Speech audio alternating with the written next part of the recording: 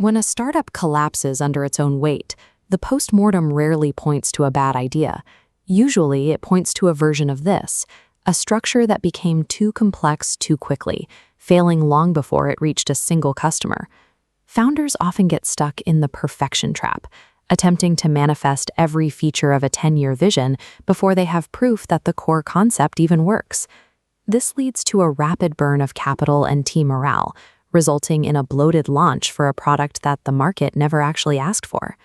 Avoiding this requires a filter, a way to look at a list of 100 features and ruthlessly identify what is truly required to move forward.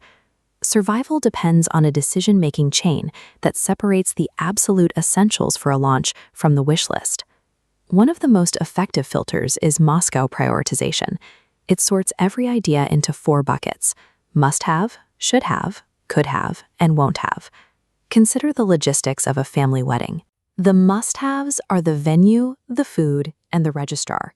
Without these specific elements, the event cannot legally or physically happen. The should-haves are things like the photographer or the decorations.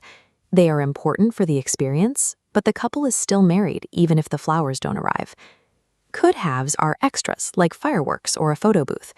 And the won't-haves are the celebrity performers, items explicitly parked for a future anniversary to protect the current budget. Applying this non-technical filter to business operations provides a clear starting point for any new project. In this framework, the must-haves form the minimum viable product, or MVP. For a home tiffin service, the MVP is a single, reliable meal option delivered to a few nearby offices. 1 combo, rice, dal, and 1 subsi. This tests the core promise: hot, homemade food delivered on time.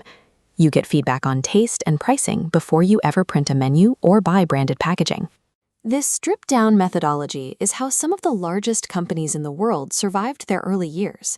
Jeff Bezos launched Amazon as a simple website that sold only books, using that narrow focus to test online demand before expanding into other categories.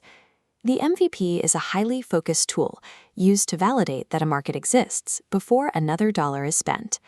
Once that MVP proves people actually want the service, you move to the next link in the chain, the minimum marketable product, or MMP. To build the MMP, you take the must-haves and add the highest priority should-haves. In the tiffin example, this means adding a few meal options, proper packaging, and WhatsApp ordering. While the MVP is designed for learning, the MMP is designed for selling. It is polished enough to support a broad marketing campaign to a wider public audience.